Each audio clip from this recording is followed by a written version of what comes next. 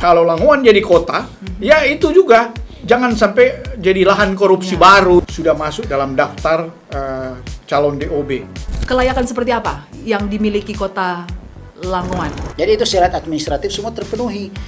Aura kotanya itu sudah ada. Malah saya sangat berterima kasih kepada Pak Gubernur Pak Julius Stefanus yang luar biasa backup ya. Kakek buyut dari Prabowo. Presiden Indonesia. Orang nomor satu Indonesia, orang Langowan. Itu tandanya kan bukti. Bagian daripada pemerataan pembangunan. Kesiapannya tuh sudah sangat dipastikan siap ya. Bukan cuma Langowan yang menuntut. Uang negara itu kan jangan cuma dinikmati di Jakarta. Ya, berarti sekarang untuk Sulawesi Utara sendiri, kan ada 15 kota kabupaten ya. Kotanya sendiri ada Manado, Bitung, dan Tomohon ya? Kota Mobagu. Dan Kota Mobagu. Oke, berarti akan ketambahan lagi yang sedang diupayakan ini ya Pak Jeffrey ya? Iya. Ya, baik Sobat Mata Bicara, kita sekarang ini sedang membahas tentang pembentukan Kota Langowan yang sedang digagas dan digodok ya oleh panitianya. Dan di studio Mata Bicara sudah ada Pak Jeffrey Pai. Ya. Beliau adalah Ketua Umum Panitia Pembentukan Kota Langowan ya. Ya. Ya, dan juga ada Pak Bung Jekrit, Kanselir Maluenseng.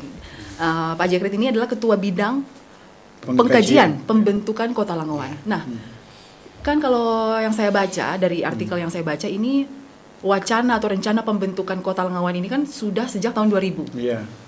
Sampai tahun 2025 ini sudah seperti apa progresnya? Kalau mau bicara progres kan sebetulnya sudah pada titik finish sebetulnya. Tinggal pengesahan di DPR RI.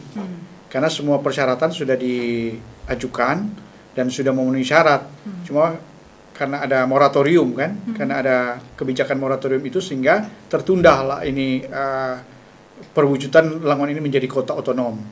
Dan karena pada rapat dengar pendapat antara Komisi 2 DPR RI dengan pemerintah pusat dalam hal ini Dirjen Otda di tanggal Kamis yang lalu ya, yang lalu dalam rapat dengar pendapat itu sudah diusulkan supaya pemerintah mencabut moratorium.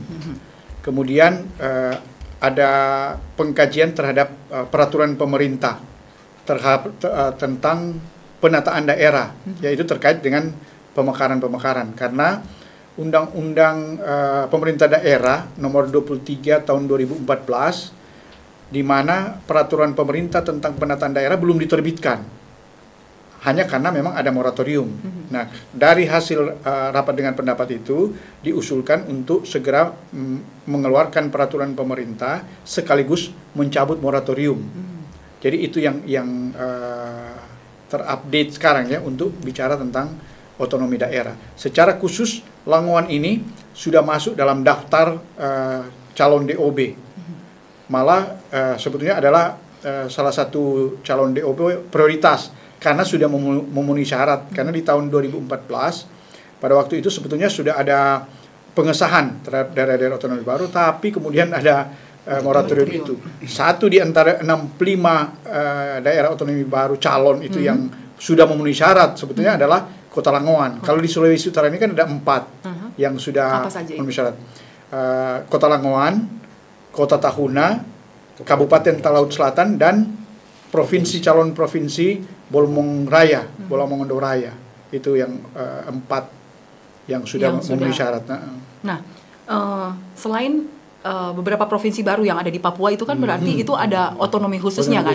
Nah, moratorium ini sejak kapan belum boleh ada pemekaran suatu daerah? Dari 2014.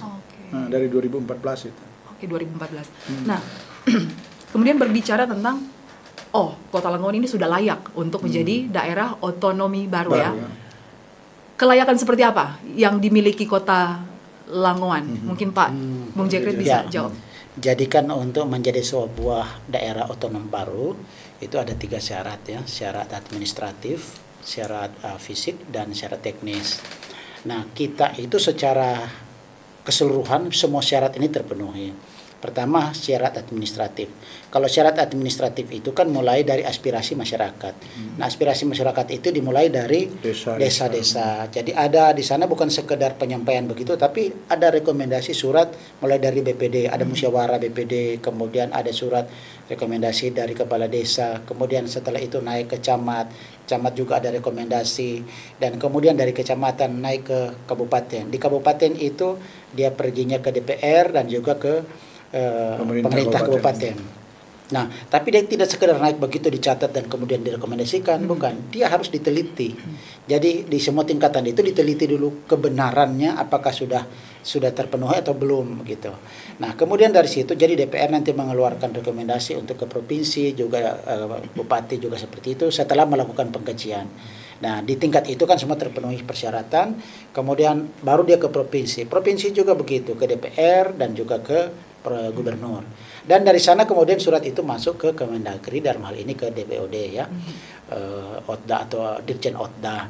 Nah, setelah dilakukan pengkajian di sana, kemudian dibahas di tingkat kementerian dan kemudian diajukan ke presiden. Dan di sana dalam pembahasan, kemudian baru setelah mulai proses, kalau waktu itu namanya Ampres, sekarang sudah Surpres, surat presiden, dulu amanat presiden, untuk dibahas ke DPR RI dan DPD. Nah, di DPR RI itu tidak langsung bahas. Dia ketika ada di sana, dia melakukan pengkajian, ada tim yang turun. Nah, sama juga di provinsi tadi itu juga ada. Di DPOD juga ada tim yang turun. Jadi memang berlapis itu pengecekan tentang pemenuhan persyaratan administrasi dan juga fisik dan teknis. Nah, demikian juga ketika ke DPD. Jadi DPD dan DPR RI itu sebelum mereka menetapkan, membahas, mereka melakukan pengkajian dulu. Dan itu difasilitasi semuanya oleh panitia baik DPR RI maupun DPD. Nah, setelah itu kemudian baru masuk dalam pembahasan. Jadi pembahasan itu kami menjadi partai balkon istilahnya. Di sidang paripurna DPD RI kami partai balkon ya Pak Ketua. Mendengarkan langsung penetapan dan kami ya partai sorak-sorak lah. Ditetapkan memenuhi syarat dan seterusnya. Kemudian DPR RI yang finishnya di paripurna sudah ditetapkan 65 tadi yang disebutkan oleh Pak Jeffrey, 65 kabupaten kota, calon kabupaten kota dan juga provinsi ya di tanah air. Nah, jadi sebenarnya secara keseluruhan persyaratan administratif sudah terpenuhi. Dan sebenarnya seperti tadi dikatakan sudah finish, kita sudah selesai sebenarnya. Sudah selesai dengan semua ini karena ketika itu pas akan dicatat, jadi tahap terakhir adalah pencatatan dalam lembaran negara untuk diundangkan. Itu yang terakhir. Tapi sebelum masuk ke sana, tiba-tiba ada kebijakan dari Presiden waktu itu Pak SBY untuk melakukan moratorium. Mengapa moratorium? Karena ada desakan-desakan, ada yang merasa belum puas, ada yang belum terakomodir, tapi ada masalah yang satu yang paling krusial adalah ada masalah di DPR Provinsi Sumatera Utara, di mana ada usulan dari mereka untuk pembentukan Provinsi Tapanuli, tapi tidak disetujui oleh DPR dan kemudian terjadi demo dan ketua DPR-nya meninggal. Nah, itu yang menjadi titik krusial sehingga dilakukan moratorium. Nah, itu. Jadi itu syarat administratif semua terpenuhi. Kemudian syarat fisik tadi sudah dijelaskan. Kalau untuk kota itu 4 kecamatan minimal. Kalau untuk kabupaten minimal 5 kabupaten. Kemudian kalau untuk provinsi minimal 5. Untuk kabupaten tadi 7 ya. 7. Kalau untuk provinsi itu minimal 5 kabupaten kota. Nah, jadi itu persyaratan itu juga terpenuhi. Kemudian syarat teknis itu yang kemudian menjadi krusial karena itu dihitung tentang apakah daerah ini bisa menghidupi diri sendiri ketika dia menjadi kota otonom. Itu kan pertanyaan besarnya ya untuk menjadi mandiri lah ya, bisa dibilang gitu. Itu menjadi syarat dan itu sudah. Jadi itu semua persyaratan itu hitungannya sudah terpenuhi, baik sumber daya manusianya, sumber daya alamnya, kemudian letak strategis dan kemudian potensi-potensi lain yang dimiliki itu sudah. Jadi kita sudah semua terpenuhi karena buktinya ya disetujui ya, ditetapkan untuk menjadi daerah otonomi baru. Nah, itu yang proses-proses yang kita lakukan sih, dan memang baik secara syarat administratif yang tercatat itu maupun kondisi realnya. Kalau Lydia ke Langowan sekarang ini memang kesannya sudah seperti kota. Ya, jadi kota itu kalau dulu itu ya sunyi sepi kalau udah sore, udah sepi ya Pak Jeffrey. Tapi kalau sekarang ke sana jam berapa aja udah rame itu. kafe-kafenya, orang-orangnya banyak, itu ramai, pasti macet di sana. Jadi macetnya tuh sekarang udah sampai ke Langowan gitu ya. Jadi sudah terasa suasana kotanya. Jadi sebenarnya masyarakat itu memang sudah sangat mendukung, dan suasana memang aura kotanya itu sudah ada. Sudah sangat terasa ya. Sudah sangat terasa gitu ya.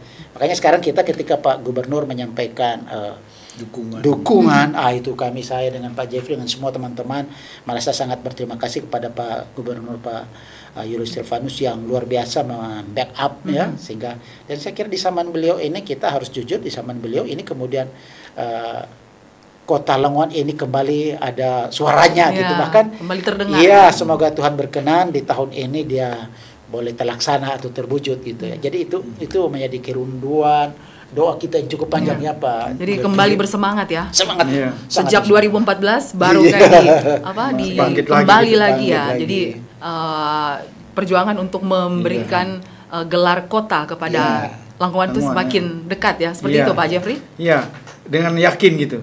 Apalagi presidennya orang Langowan. Jadi ada nilai historisnya juga ya. Iya. Karena kalau mau bicara historis, sebetulnya Langowan ini kan dulunya sudah berbentuk distrik, distrik Langowan ini, dan yang menjadi major, kalau mungkin sekarang adalah wali kota, adalah kakek buyut dari Prabowo, namanya Benyamin Thomas Sigar. Makanya Presiden Prabowo sekarang ini adalah titisan titisan orang Langowan kan, jadi ada jiwa kepemimpinan ini juga kan ada nilai anunya dengan orang Langowan yang pernah menjadi major di kakek buyut dari Presiden Prabowo Subianto. Nah, kalau tadi Pak Jekrit bilang segala kelengkapan itu sudah ada. Kalau dibandingkan juga dengan kota-kota yang lain ya, ada yang kota lain tidak punya tapi ada di Langowan ya. Ini Langowan ini punya keunggulan. Dia menurut saya sebenarnya yang kota serba dimensi itu adalah multidimensi itu adalah Langowan. Karena apa? Pertama, kalau dari sumber daya manusia tidak diragukan. Kualitasnya itu luar biasa. Itu orang Langowan di mana-mana di seluruh dunia ini, hampir seluruh dunia ini ada orang Langowan. Bahkan sampai kulinernya ada kuliner itu mereknya Langowan, bebek Langowan dan seterusnya. Yang kemudian kita lihat bukti misalnya Presiden Indonesia. Orang nomor 1 di Indonesia orang Langowan, itu tandanya kan bukti bahwa kualitas orang Langowan itu luar biasa, dan banyak pendeta-pendeta dan seterusnya, banyak menjadi pemimpin, menjadi menteri dan seterusnya orang asal dari Langowan. Itu dari segi sumber daya manusia. Ya, sehingga memang hal itu tidak memungkiri ada dinamika yang terjadi, karena memang kualitas sumber daya manusianya bukan sekedar mumpuni, tapi memiliki keunggulan dibandingkan dengan daerah yang lain. Tidak bermaksud mengkultuskan, tapi memang itu kenyataan ya. Itu baru dari segi sumber daya manusia, sumber daya alam. Di sana apa yang tidak ada? Maaf kalau Tomohon cuma ada pertanian, tapi kami punya pertanian, hortikulturanya sangat bagus, kemudian punya pantai, objek wisatanya laut dan seterusnya ada, kita punya, dan pantainya itu bukan sembarang pantai, itu pantai objek wisata yang sangat bagus, ya di Rumbia dan Walinsorit itu sangat bagus. Baru kemudian pertaniannya itu luar biasa, hortikultura dan semua ya, perkebunan juga ada di sana cukup luar biasa lah. Jadi itu kemudian dari segi histori, segi budaya kita sangat luar biasa. Makanya nanti kita bulan Juli ya Pak Ketua nanti akan menggelar Langowan ini membuat event namanya Festival Budaya Kota Langowan. Nah, nanti hadirlah di sana, lihat ya. Nanti akan ditampilkan semua potensi-potensi Langowan yang Langowan punya. Mulai apa dan bagaimana Langowan dan bagaimana ke depannya itu nanti akan ditampilkan. Jadi nanti ada semacam stand yang akan menampilkan tentang Langowan di masa dulu, sekarang dan akan datang itu kira-kira kilas baliknya. Baru kemudian itu segi budaya, baru dari segi religi ya. Kita harus akui bahwa Langowan adalah kota religi, di mana di sana penginjilan bermula, ada Swars di sana dan seterusnya. Makanya ada patung Swars ya di sana dan seterusnya. Baru penginjilan nanti Pak Jeffrey lebih tahu tentang perkembangan penginjilan, baik bukan cuma yang Protestan tapi juga Katolik dan yang Pentakodal ya, yang lain. Itu dari sana ya dia berkembang. Baru dari segi letak geografis yang strategis. Ya, kami sering mengatakan bahwa kami panitia terutama tidak bermaksud mengkultuskan ya. Selalu mengatakan bahwa memang penduduk Langowan sekarang ada sekitar 50-an ribu. Itu secara demografi, ya, secara administrasi. Tapi secara bisnis sebenarnya itu lebih dari 200.000. Mengapa? Karena orang itu Langon itu adalah pusat bisnis. Di Minahasa.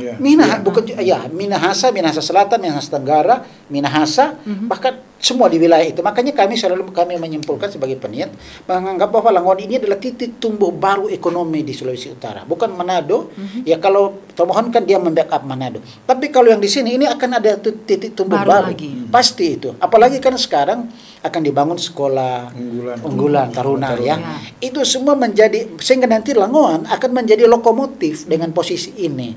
Dia yang strategis dan dia memang menjadi kota jasa sudah dari dulu ya, yang kita sebutkan tadi bahwa penduduknya itu lebih dari 200.000. Karena itu kita itu menjadi pusat bisnis. Sekarang saja coba di sana ya. Kalau Mbak Lydia nanti mau ke sana, coba jalan saja ke sana.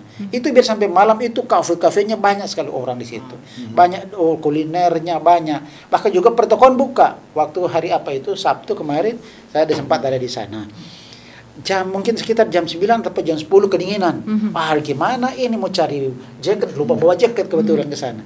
Cari, ternyata ada di sana masih buka. Ya? Dan itulah luar biasa. Makanya jadi aura kotanya itu sudah sangat muncul, sudah sangat nampak ya gitu. Berarti gitu. Kesan beberapa daerah di Sulawesi Utara yang dulu kalau sudah jam 7 sepi.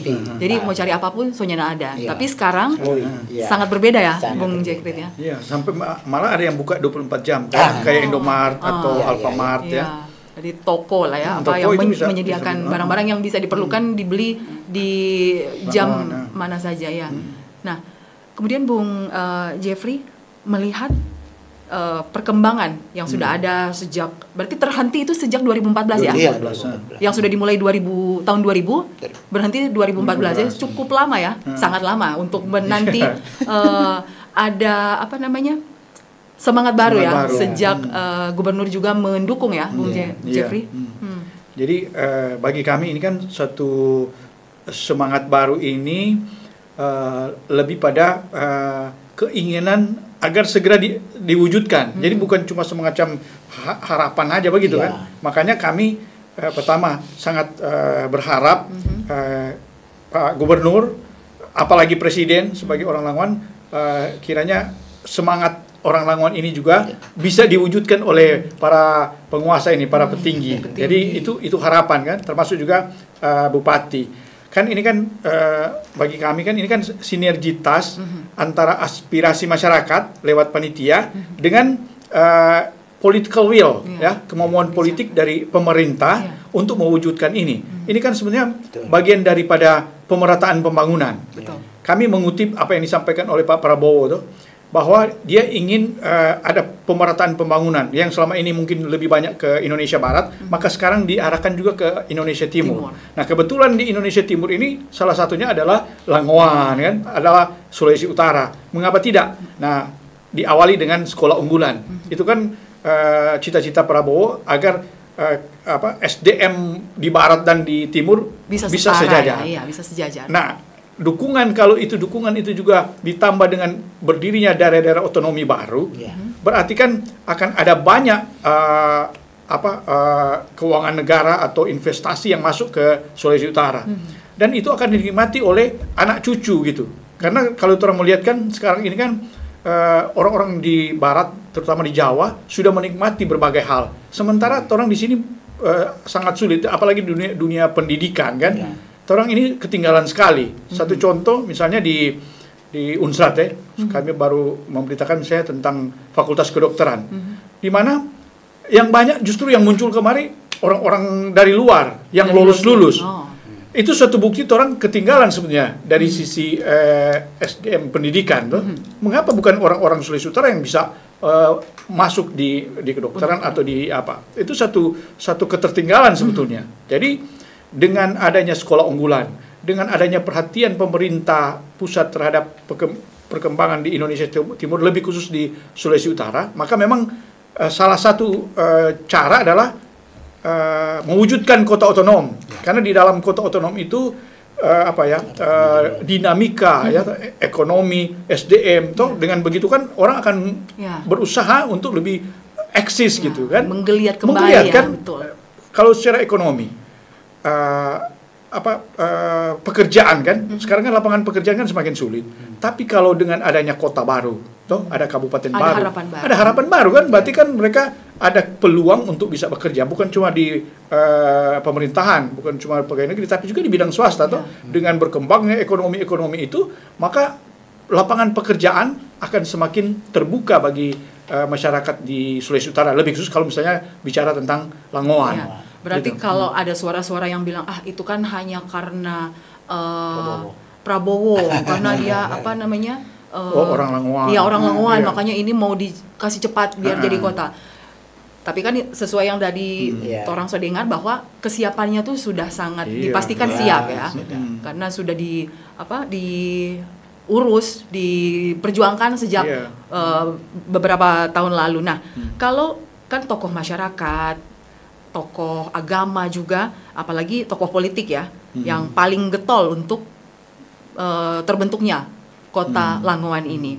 Kontribusi seperti apa yang bisa mereka berikan gitu untuk menyambut kota Langowan ini? Jadi itu yang tadi kami harapkan. Jadi para pemerintah ini, pemerintah maupun juga legislatif ya, setidak-tidaknya dengan adanya euforia tuntutan dari DOB ini, pemerintah secara proaktif untuk melakukan apa yang diinginkan oleh masyarakat. Karena bukan cuma Langowan yang menuntut, kalau membaca secara umum di media, secara nasional pun hampir semua daerah-daerah itu menuntut otonomi. Karena kan memang kalau mau diukur, banyak kan alasan begini. Ada sekitar mungkin 70-80% misalnya DOB katanya dianggap kurang menguntungkan. Terlalu tergesa-gesa. Tapi kelihatan sekarang dengan ada DOB justru Kota Tomohon bisa maju. Toh Minahasa Selatan bisa maju, Minahasa Utara bisa maju. Itu kan daerah-daerah pemekaran baru justru lebih menggeliat kan, Minahasa Tenggara. Karena ada DOB-nya. Kalau tidak ada DOB-nya juga dorang bagaimana? Karena mau tidak mau yang sudah mandiri bukan berarti berpisah, ibaratnya mandiri untuk menjadi daerah otonomi itu mau tidak mau kan sudah tidak mau bergantung lagi ke provinsi kan, ke induknya. Induknya iya. Kalau lupa sekarang contoh kan, kalau misalnya ini Sulawesi Utara yang mungkin setiap tahun ada subsidi pemerintah misalnya 100 triliun. Tapi kalau sudah ada daerah baru, otonomi baru, berarti akan lebih. Dan uang yang beredar itu dinikmati oleh masyarakat. Tapi sekali lagi, banyak orang kan bilang cara begini, cuma mau bergantung ke pemerintah pusat. Sebetulnya bukan bergantung, itu adalah pemerataan pembangunan.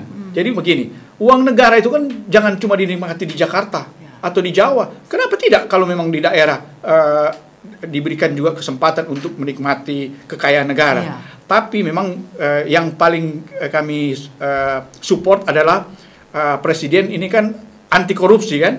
Kami juga berharap kalau Langowan jadi kota, ya itu juga jangan sampai jadi lahan korupsi baru. Itu kok persoalan kan banyak kali orang menentang ini DOB hanya karena nanti jadi lahan baru, menikmati keuangan.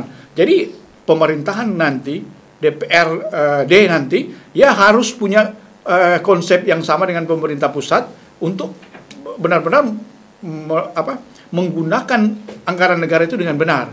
Kan lupa sekarang kan dengan adanya juga persoalan dana hibah misalnya, bukan cuma di gereja di Gemim, tapi juga di lembaga-lembaga lain yang menerima. Apakah mereka juga sudah bisa mempertanggungjawabkan? Itu pertanyaan untuk bagaimana sebuah kota nantinya untuk Langowan jadi mengelola sendiri dan bertanggung jawab. Supaya jangan dong begini. Akhirnya lihat Langowan lagi begitu, sudah jadi lahan korupsi. Semoga tidak terjadi. Semoga jangan tidak terjadi itu.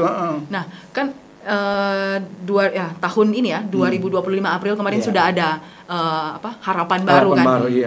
Kira-kira kapan akan benar-benar ketok palu untuk secara resmi kota itu biasanya berapa lama? Pengurusannya itu. Iya, sebenarnya kalau itu tadi Pak JP sudah menyampaikan, ini kan tergantung political will dari pemerintah. Karena begini, kalau secara persyaratan semuanya sudah terpenuhi. Jadi kalau misalnya hari ini pemerintah misalnya mengatakan moratorium dibuka dan oleh karena itu lanjut prosesnya. Hari ini juga bisa karena tinggal pencatatan dalam lembaran negara. Iya, tidak perlu lagi diharmonisasi karena sudah terharmonisasi sebelumnya di antar kementerian. Jadi tidak perlu lagi karena prosesnya sudah jalan gitu. Sehingga sebenarnya kalau mau cepat. Jadi kalau ditanya kapan, tergantung political will-nya pemerintah. Nah, sekarang political will-nya pemerintah kan ada masih minta lagi data baru. Tapi kan kami sangat hakul yakin bahwa kalau minta data baru justru kami akan lebih bagus lagi kualifikasi hasil penilaian, karena sudah lebih bergeliat lagi selama ini 11 tahun ya. Sudah 11 tahun ini Langowan sangat hidup, sangat luar biasa sekarang. Semakin berkembang ya. Semakin berkembang. Jadi semakin yakin untuk menuju kota Langowan. Iya. Jadi kan daerah otonomi, berarti kan otonom. Kita mengapa tadi sudah disampaikan oleh Pak Jeffrey, menjadi otonom berarti kita itu memiliki kewenangan mengelola sendiri. Jadi sebenarnya itu titik krusialnya, titik utamanya, maksudnya core-nya, bahwa ketika kita mengelola sendiri, maka potensi daerah akan lebih berkembang. Karena rentang kendalinya pendek, maka semua akan bisa lebih efektif dan efisien. Pemerintahannya bisa lebih efektif dan efisien. Yang kedua, pengelolaan potensi-potensinya bisa lebih maksimal. Jadi itu, sehingga multiplier effect. Jadi multiplier effect baik untuk pemerintahannya maupun untuk masyarakat. Dan bukan cuma masyarakat yang ada di Kota Langowan, tapi masyarakat yang ada di sekitar. Tadi kita sudah ada diskusi yang menyampaikan bahwa sebenarnya ketika Langowan menjadi kota, yang untung itu bukan hanya orang Langowan, tapi orang-orang di sekitar, semua orang, bahkan Sulawesi Utara. Buktinya kan sekarang ada sekolah unggulan itu. Dan nanti orang-orang akan datang ke sana. Ketika dia menjadi daerah otonom, dia kan punya kewenangan sendiri mengelola wilayahnya. Tidak perlu harus minta izin lagi ke mana begitu. Kita sudah ada kewenangan sendiri. Dan kemudian itu ketika dia menjadi kota, statusnya akan lebih baik lagi. Dan sehingga orang akan menikmati kesejahteraannya di sini.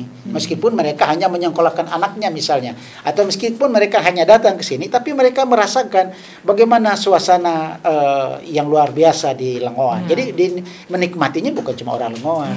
Jadi itu keunggulan atau keuntungan dari semua orang, bukan cuma kita.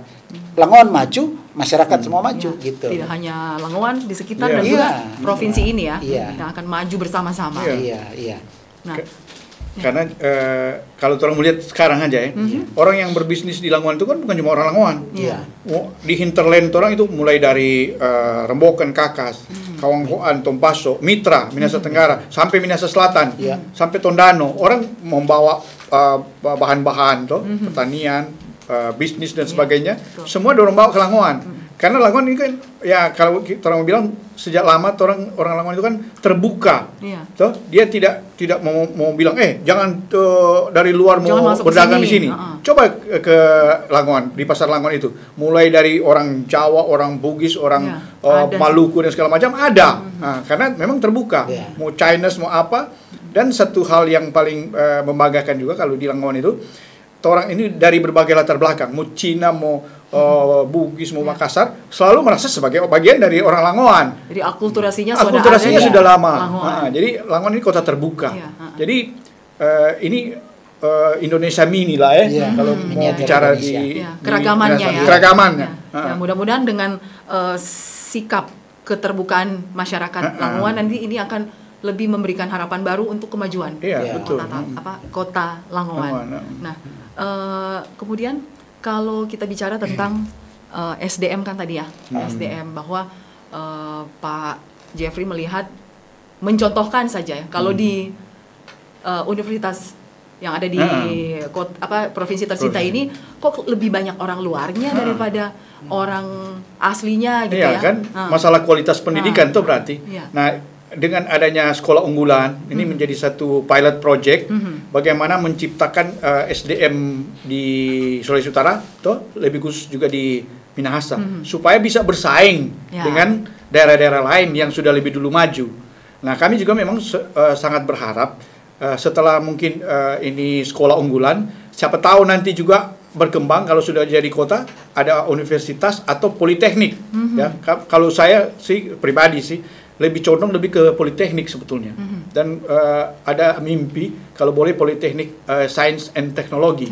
Nah, entah itu teknologi pertanian juga atau teknologi dalam berbagai hal-hal seperti ini kan, produk teknologi kan. Kenapa bukan torang? Nah, saya kira Bung Redi semua dengan tim ini sudah luar biasa ya, secara mandiri seperti ini.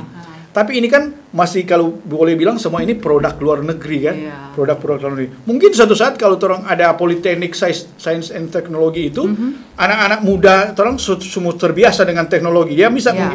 mau bikin HP atau apa, nggak harus orang mau ambil dari Cina atau Jepang atau dari mana kan? Ya. Kenapa tidak? Anak-anak dari di Jepang Ya. kan sejak kecil sudah diajarkan tentang teknologi. Ya. Nah, kami berharap di Lamongan itu bisa. Ya, karena bicara tentang SDM dan juga teknologi supaya nggak cuma di Amerika aja yang Sebenarnya punya MIT. Yeah. MIT kan itu apa? Massachusetts Institute of Technology. Berarti di Lamongan ada LIT. Ya. Lamongan Boleh. Institute of Lanjut, Technology. lanjut. Ya, Boleh. itu yang Bisa. harapan kami ya. Ya, semua mimpi kan mimpi Iya, setinggi-tingginya iya, kan? iya. Iya. Iya. Jadi begitu. Jadi masalahnya kan sekarang gini, kita mau membangun kota. Kalau bukan kita yang bangun, siapa lagi? Dan kalau bukan sekarang, kapan lagi? Gitu. Itu kan prinsip-prinsip dari kita, sehingga karena itu kita akan melakukan semacam satu loncatan-loncatan untuk membangun kota Lamongan ini. Jadi Lamongan akan dibangun dengan cara-cara yang lebih hebat lah ya. Kalau sama dengan tadi yang disampaikan oleh Bung Jeffrey, memang kita ada keinginan untuk membangun perguruan tinggi. Kalau Politeknik itu sangat bagus. Saya kebetulan pimpinan perguruan tinggi di Politeknik dan mendirikan Politeknik, dan sekarang sudah menjadi negeri di Nusa Utara sana. Dan memang terasa perbedaan ya. Kalau Politeknik itu orang yang selesai itu pasti langsung bekerja, karena dia sambil kuliah itu sudah magang dan sudah bisa sambil bekerja gitu. Jadi memang visi kita ke depan itu sangat luar biasa ya. Kita ingin mengubah supaya Lamongan ini betul-betul bukan sekedar untuk menjadi sebuah daerah otonomi, tapi ada target yang kita hendak lakukan. Jadi kita melakukan loncatan lah ke depan, kira-kira seperti apa. Jadi kita seperti tadi saya jelaskan bahwa di Lamongan itu adalah miniatur Indonesia. Jadi meskipun itu semua ada Indonesia di situ, tapi militansi ke Lamonganannya itu sangat kuat. Itu. Jadi mereka punya budaya Lamongan, makanya kita bikin festival itu yang sangat kuat. Jadi nilai Lamongan itu sangat kuat, dia melekat pada semua orang. Meskipun dia datang dari berbagai tempat, meskipun Lamongan itu menjadi miniatur atau Indonesia kecil, tapi militansi Lamongan itu sangat kuat. Karena apa? Orang ketika bergaul masuk menjadi warga Lamongan, dia tahu nilai-nilai kehidupan tentang orang Lamongan. Jadi tidak ada pembedaan. Makanya di panitia ini kami bukan cuma ini, sudah dari berbagai kalangan. Jadi Timnya ada berapa orang, Pak Jeffrey? Memang kalau dari di panitianya itu ada seratusan ya, ada seratusan dengan tentu melibatkan semua unsur. Ya. Jadi panitia ini inklusif memang, mau dari golongan agama, suku dan sebagainya. Akademisi yang juga pasti ya. Jadi yang di Lamongan ini komunitas apa saja yang ada terwakilkan gitu. Karena untuk memberikan, karena kan kalau Iya. lebih banyak kepala kan lebih banyak Iya. usul atau ide ya, yang untuk membikin ini kota Lamongan nantinya akan lebih bagus tentunya, dan bisa bersaing. Ya, Ya, ya, betul. pasti. Ya. Nah, kalau bicara tentang potensi yang dimiliki kan kota Lamongan ya, menuju kota Lamongan itu kan sudah lengkap ya kalau kata Bung Jeffrey tadi. Ada pantai, ada Hortikultura. pertanian atau perkebunan, dan juga sekolah unggulan itu sekolah, ya. Itu yang memang akan lebih bangga ya ini masyarakat Lamongan kalau itu tapi kalau sudah terwujud dan sudah banyak, karena bisa dibilang kan bukan hanya orang dari Sulawesi Utara saja yang akan sekolah situ ya. Betul. Iya. Betul. Paling tidak Indonesia Timur. Ya, karena lebih dekat ke Indonesia Timur ya. Karena kalau di daerah lain kan juga sudah ada ya, Magelang ya, mungkin di beberapa daerah. Oke, nah harapan dari Bung Jeffrey dan juga Bung Jeffrey ini tentang kedepannya menuju kota Lamongan ini ya, karena berarti bisa dibilang ini surprise ya. Iya. Kapan saja pemerintah pusat akan lanjutkan itu proses ya. Jadi belum ketahuan kapan bisa atau belum bisa begitu ya, Bung Jeffrey? Belum bisa menentukan karena juga memang ini realistis ya. Negara ini kan ada hitung-hitungan dalam hal ini anggaran. Sekarang memang lagi efisiensi. Atau ada yang bertanya, mau bicara efisiensi sekarang kok mau bicara DOB? Berarti kan pemakanan itu kan membutuhkan uang. Anggaran besar. Saya kira negara itu juga punya hitung-hitungan ya. Oke, ada efisiensi. Oke, ada makanan gratis dan sebagainya. Tapi juga kan bukan cuma soal itu negara, termasuk masalah pemerataan pembangunan. Pemerataan pembangunan itu ya antara lain ya DOB ini kan. Nah, dari dasar-dasar itulah mungkin DOB tidak serentak sih, ada 341 usulan. Yang paling awal itu tuh yang 65 yang sudah memenuhi syarat. Termasuk mungkin 4 dari Sulawesi Utara. Mungkin ya tidak serentak sih, tetapi ada bertahap, ada kemajuan lah. Dengan harapan ya memang Kota Langowan bisa masuk karena sudah lama diusulkan. Di DPR RI juga kan ada istilah FIFO, first in first out. Artinya yang sudah lebih dulu tentu harus diprioritaskan. Masa yang baru masuk usulannya mereka yang mau didahulukan. Jadi kami juga meminta pemerintah harus melihat dari sisi itu. Saya kira ya itu. Nah, kalau dari Bung Jekrit apa nih harapannya ya? Pasti harapannya sudah apa ya? Sudah senang karena apa yang diperjuangkan itu akan segera terwujud lah ya. Menuju adanya Kota Langowan. Jadi harapan saya Langowan ke depan menjadi kebanggaan Sulawesi Utara, bahkan kebanggaan Indonesia Timur. Jadi makanya tadi saya kira Pak Presiden Prabowo menempatkan sekolah unggulan di sini bukan tidak ada maksud ya. Dan saya kira bukan sekedar karena ini negeri ibunya ya, tapi karena memang dia melihat bahwa ada sesuatu yang luar biasa yang ada di Langowan, dan karena itu ada sesuatu yang akan dia lakukan untuk Langowan bagi Indonesia. Jadi kita berharap bahwa Langowan ini untuk Indonesia. Jadi Langowan tidak eksklusif untuk Langowan, tapi Langowan untuk Indonesia. Dengan dibangunnya sekolah itu dan dengan nanti Langowan menjadi sebuah kota otonom, dia akan menjadi milik Indonesia. Jadi Langowan ini bukan hanya berpikir untuk diri sendiri, tapi berpikir untuk Indonesia. Makanya kita perlu melakukan yang tadi loncatan-loncatan. Apa yang akan kita lakukan ya terhadap potensi-potensi yang ada. Potensi sudah ada, baik sumber daya manusianya, sumber daya alam, kemudian letak strategis, dan kemudian berbagai potensi-potensi yang lain. Nah, sekarang bagaimana nanti kita memanage itu ke depan? Memang sih pemerintahan, tapi setidaknya kita dari panitia memiliki harapan untuk itu, dan kita mempersiapkan segala sesuatu, mengangkat potensi-potensi itu, antara lain dengan melaksanakan festival itu. Jadi mengapa kita harus melaksanakan festival budaya Kota Langowan? Karena supaya siapapun yang akan datang menjadi pemimpin, dia tahu siapa dan bagaimana Langowan dulu, sekarang, dan kedepannya itu harapannya seperti apa. Jadi meskipun kita akan maju ke depan, tapi nilai-nilai kehidupan, norma-norma kehidupan, budaya, nilai religi yang ada pada masyarakat Kota Langowan itu harus dipertahankan. Jadi meskipun kita menjadi masyarakat teknologi, sebagaimanapun hebatnya, tapi nilai kehidupan kita tetap tertanam bahwa kita orang Langowan ini orang yang punya budaya. Kita orang Langowan ini adalah orang yang punya religi. Ya, jadi istilahnya Daniel Goleman, kita bukan hanya intellectual quotient saja, tapi kita harus memiliki juga bukan cuma emosional. Kalau Daniel Goleman dia menyebut intellectual quotient dan emotional quotient. Tapi kalau kita harus ada spiritual quotient, kecerdasan spiritual. Kita sehebat apapun negara, kalau tidak punya landasan spiritual yang kuat, hancur dia. Ya, tinggal menunggu waktu saja. Tapi sebaliknya kalau kita intelektualnya kuat, spiritualnya juga kuat, jadi hebat. Event itu kapan akan dilaksanakan? Rencananya bulan Juli sampai Agustus. Dalam rangka memberiakan juga ulang tahun kemerdekaan, tapi juga ulang tahun Kota Langowan. Tapi ini ulang tahun Langowan ya. Dalam arti budaya ya, bukan dalam arti kalau sudah jadi kota lain lagi kan ulang tahunnya. Berarti lebih akan menampilkan ragam budaya yang dipunya Kota Langowan. Langowan ya, belum Kota Langowan ya. Oke. Nah, kalau dari Bung Jeffrey apa nih, kan kalau tadi Bung Jeffrey sudah menyampaikan harapan-harapannya dan juga apa yang akan dialami Kota Langowan nanti. Harapan kami tentu dari sisi sosiologis dulu ya. Artinya begini, ini kan ada perubahan situasi, berarti kan juga ada perubahan mental. Masyarakat Langowan yang tradisional berubah menjadi masyarakat modern dalam wilayah perkotaan.